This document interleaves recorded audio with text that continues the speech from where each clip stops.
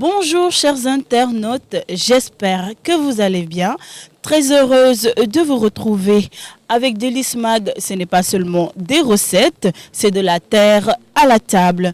Alors aujourd'hui, nous sommes présentement à l'ISRA de Thiès, précisément au CERAS, à la rencontre du chercheur Momodou Ouri Diallo, notre invité du mois, pour partager avec nous son expérience. Bonjour monsieur. Bonjour. Présentez-vous s'il vous plaît. Mon nom est Amadou Ouri Diallo. Je suis chercheur affecté au CERAS. Je suis un chercheur de l'ISRA et au CERAS. Je suis biochimiste de formation. Pouvez-vous nous faire une présentation générale du CERAS?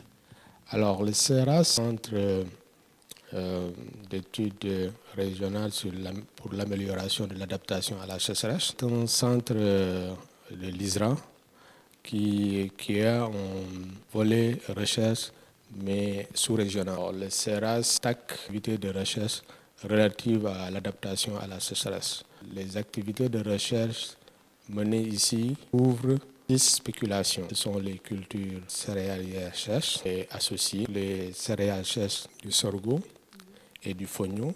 Les cultures associées à ces céréales sèches, ce sont l'arachide, le niébé et le sésame. Donc, le CERAS, fin du programme WAP, ici à devenir un centre régional d'excellence, coordonné TNS pour devenir centre régional d'excellence.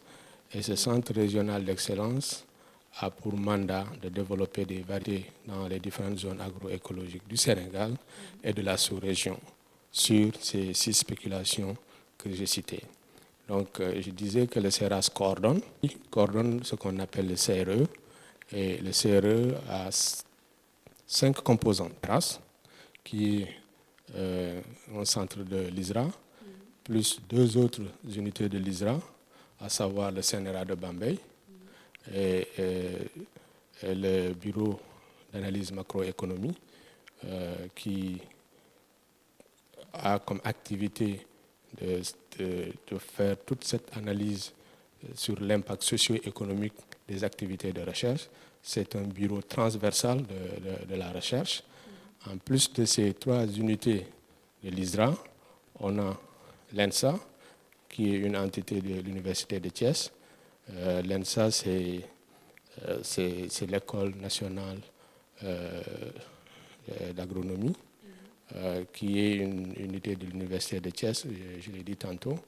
Et aussi, on a l'Institut de technologie d'agroalimentaire pour tacler toute la chaîne de valorisation des différents produits issus du développement de la recherche des variétés. Donc, en ayant toutes ces entités en cohérence, ici, ce qu'on cherche à développer, c'est de voir comment la recherche peut développer les technologies et que ces technologies-là puissent être déployées aux consommateurs en agissant sur toute la chaîne de valeur. Donc, comment valoriser éventuellement les technologies qu'on développe et permettre vraiment à la population d'avoir des technologies utilisables. Donc, c'est ainsi qu'on essaie de contribuer au développement socio-économique du Sénégal à travers l'agriculture. Merci. Quelles sont les missions principales du CERAS? Alors, le CERAS, comme j'ai dit, c'est un centre de l'ISRA. L'ISRA, c'est l'Institut sénégalais de recherche agricole. Donc, le CERAS fait de la recherche. Et cette recherche-là doit être utile pour les populations. Donc, le type de recherche principalement qu'on fait, c'est de la recherche stratégique et appliquée. Donc, on a un mandat de vraiment développer des technologies qui sont adaptées à nos conditions environnementales, mais qui doivent être appliquées pour permettre aux populations d'accéder à ces technologies-là. Donc, le développement de variétés pour toutes ces 6 spéculations que j'ai citées devrait se faire dans toutes les zones agroécologiques. Et dans le cas du CRE, ces technologies développées-là doivent être transformées en valeur ajoutée. Et c'est pourquoi on a d'autres structures qui nous accompagnent. Voilà. Pour revenir à votre question, l'objectif vraiment de mettre en place ce centre-là, en premier, c'est tout ce volet recherche, mais recherche appliquée pour avoir un impact direct sur la population. Et je vous ai parlé aussi du bureau d'analyse macroéconomique. Il va falloir mesurer cet impact-là. Donc, on est en amont pour le développement des variétés. Donc, comment la recherche peut être utile vraiment à la population. C'est vrai, on peut toucher aussi à la recherche un peu stratégique,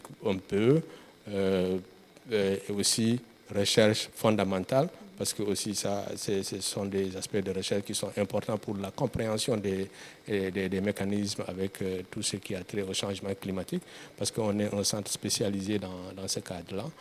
Et l'autre chose sur laquelle j'aimerais insister, c'est qu'on contribue beaucoup à la formation vraiment des personnes dans le domaine de la recherche au niveau de ces 6 spéculations-là. Et dans le cadre de cette formation, on forme des gens qui viennent de la sous-région, on forme des gens au niveau national, et dans le cadre de la collaboration, je vous ai parlé de l'ENSA. L'ENSA, c'est dans le cadre du CRE, mais l'exécution de nos activités, on les exécute avec des partenaires stratégiques qui sont vraiment les universités et les centres de formation. Merci. Alors, l'objectif de l'année dernière était atteint? Il faut dire que l'année dernière, les objectifs sont vraiment revus à la baisse parce que, vous savez, la recherche, l'État investit à des moments précis par des programmes dans la recherche. Donc, on était en fin d'un gros programme. Ce programme-là est fini. On est dans la phase de redéploiement, de recherche d'un autre programme. Donc, c'est normal, on était en phase de transition. Donc, oui, on avait espéré avoir beaucoup plus d'activités de recherche, mais voilà, l'année passée, c'était un peu en deçà de nos espérances, mais on a espoir parce qu'à partir de 2020, on a beaucoup de projets qu'on est en train d'exécuter. Inch'Allah, en 2020, on espère avoir beaucoup plus d'activités. Donc, à la fin de l'année, probablement, je vous dirai avec plaisir que nos objectifs sont atteints parce qu'on a beaucoup d'activités en vue. Quel conseil donneriez-vous à la population pour une meilleure alimentation? Voilà, pour une meilleure alimentation, on a l'habitude de dire que dans toute la sous-région, généralement, il n'y a que les Sénégalais qui essaient de manger trop européen. J'aimerais que ça change. Ça change un peu je dirais pas dans les attitudes, mais je dirais plutôt dans le faire confiance en soi. Parce que on est un pays qui détient beaucoup de potentialités en termes de produits locaux, en termes de spéculation très riche.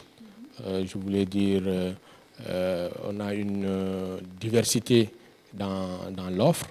On a les spéculations dont je vous parlais tout à l'heure, qui sont le mil, qui est une des céréales les plus cultivées au Sénégal. Elle est extrêmement riche, le mil. Elle est sans gluten. Et voilà, et je ne comprends pas jusqu'à présent pourquoi on la préfère à d'autres céréales. On a une céréale qui est très populaire, qui devient de plus en plus populaire, qui s'appelle le fonio, dont on a du mal à s'approprier.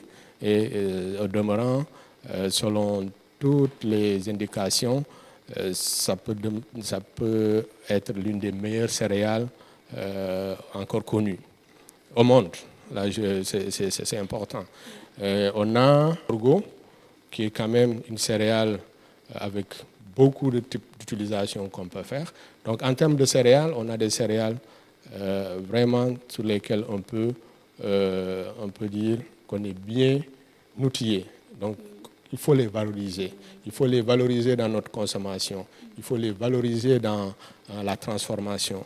Et ça nous permettrait, à mon sens, d'être plus en santé que ce qu'on est en train de faire. L'autre aspect, les autres spéculations dont est associé ces trois céréales, l'arachide, tout le monde sait l'importance de l'arachide, mais est-ce qu'on la transforme assez? Est-ce qu'on fait de les produits avec des valeurs ajoutées assez pour créer des boulots? Ça aussi, je pense qu'il faut qu'on change les attitudes par rapport à ça. Il ne faut pas seulement penser à exporter nos produits primaires, penser à les transformer, se donner les moyens de transformer, c'est ça qui va créer ces boulots dont on attend pour la jeunesse. On a le niébé, dont on sait, beaucoup de gens disent que c'est la viande des pauvres.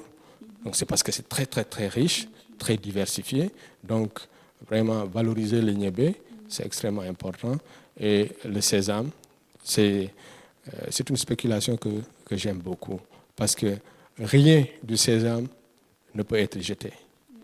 On peut le transformer en huile, on peut l'utiliser cru. Le tourteau est utilisable dans des sous-produits alimentaires. Il est utilisable pour gaver la volaille.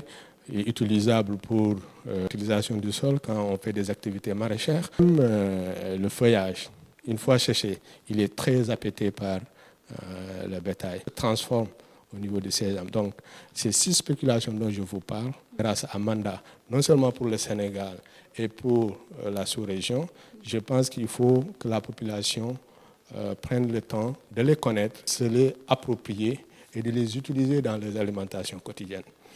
Par exemple, le fognon. Moi, je la pratique. Je dis tantôt, c'est une des meilleures céréales au monde. Ce que les Sénégalais ne savent pas, tout ce qu'on peut faire avec le riz, on peut le faire avec le fognon. Le benakin avec du fognon, ça existe. Et si tu mets un gros tchof, ça fonctionne. Donc, vraiment, on s'approprie de ça. Et vous pouvez faire votre mafé avec du fognon, c'est très digeste. Le fognon est très digeste. Donc, fognon, mil, c'est sans gluten. Ce sont des céréales qui sont recherchées partout dans le monde. Alors, vraiment, valoriser nos produits locaux. Et je pense que c'est le combat même de Délices que j'encourage. C'est le moment. C'est le moment vraiment d'engager ce combat-là. Faire comprendre aux Sénégalais qu'on a tout ce dont on a besoin pour être en santé. Et le dernier message que j'aimerais vraiment lancer, c'est ce que je ne comprends pas. Au Sénégal, où près de 70% de la population, pour ne pas exagérer, disons 65%, ont moins de 35 ans. C'est une population extrêmement jeune. Elle n'est pas supposée fréquenter les urgences. Les Sénégalais ne devraient pas avoir un bon à la pharmacie s'ils mangent bien. Ça, c'est extrêmement important. Mais qu'un Sénégalais ait un bon à la pharmacie, je ne comprends pas ça. Parce qu'on essaie de manger des produits dont on dit que ça ne coûte pas cher. Oui, ça ne coûte pas cher. Je prends l'exemple, par exemple, de l'huile. On a une des meilleures huiles, par exemple, l'huile d'arachide. Faire la promotion de l'huile d'arachide. Probablement, son litre va coûter 200 francs plus. Si ça coûte 200 francs plus, moi, je suis prêt à prendre ça que d'acheter une autre huile qui vient de je ne sais d'où, qui va me coûter 200 francs moins. Mais à la fin de la journée, je vais fréquenter les urgences, toute cette pénibilité-là. Je vais aller chercher des médicaments à la pharmacie. Je vais aller devoir avoir un bon à la pharmacie. Je pense que pour 200 francs de moins, investir 200 francs pour éviter ça, ça vaut le coup. Voilà, donc il faut qu'on mange correctement. On a des produits valeureux. encourager le processus de transformation de nos produits, le processus de cuisson de nos produits et vraiment manger local. Je pense que les Sénégalais se porteraient mieux en santé et ce serait des coûts réduits. On va pouvoir réinvestir un peu l'argent de la santé dans d'autres investissements pour créer la transformation et valoriser nos produits agricoles locaux. Alors, essayons d'améliorer et de consommer nos produits à nous. Donc, merci de nous avoir livré toutes ces informations. Voilà, donc on se dit à très bientôt. Merci de cette interview. Je pense que je finirai quand même par dire du courage. Vous êtes dans un sentier tout nouveau. Et personnellement, en tant que chercheur, je suis très intéressé à tout ce qui a trait à la qualité nutritionnelle. C'est quelque chose de très important. Je suis prêt à vous accompagner. Tout ce que je pensais que je pourrais faire, je vais le faire dans la communication. En tant que aussi conseiller du ministre de l'Agriculture, je pense que c'est un chantier qu'on doit engager pour faire comprendre aux Sénégalais, pour faire comprendre à la population en général qu'on est assis sur une mine d'or, qu'on néglige et on va aller chercher des problèmes là où il ne faudrait pas. Merci et du courage. Chers internautes, c'était tout pour aujourd'hui. Merci de votre attention. Continuez à liker et à partager également nos vidéos. On se redonne rendez-vous très prochainement pour une autre rubrique, bien des choses à vous.